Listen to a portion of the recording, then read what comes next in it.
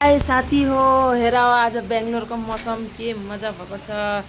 अहिले 5-6 दिन जति भएको छ। बेङ्गलोरको मौसम कस्तो दामी भएको छ हो। एकदम ठन्डा ठन्डा मौसम, चारैतिर पानी पानी, एकदम चारैतिर पानी पानी भएको छ।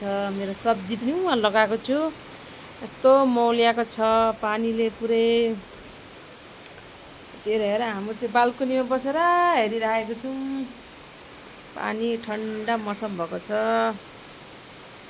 यता त झन् साह्रो हेर्नु कस्तो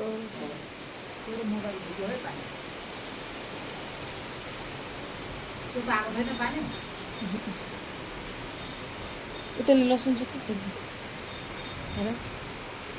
गाडीहरू कस्तो आउँदैछ, रस्ता त पुरा खिचडी खिचडी भएको छ।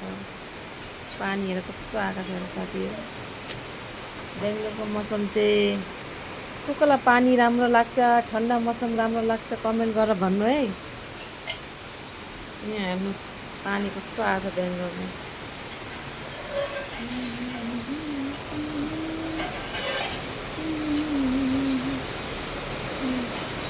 उहाँहरू सबै ड्युटीबाट आएका होला नि बिचराहरू, सबै भिज्दै आउँदैछ।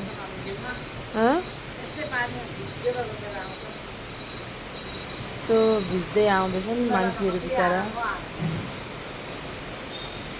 कस्तो भिज्दै आउँदैछन् मान्छेहरू बिचराहरू। कस्तो पानी आएको बाफ्रे। मान्छेको खेतीहरू चाहिँ राम्रो हुन्छ साथीहरू। हेर त बाफ्रे बाफ्रे कस्तो पानी आएको यहाँ है।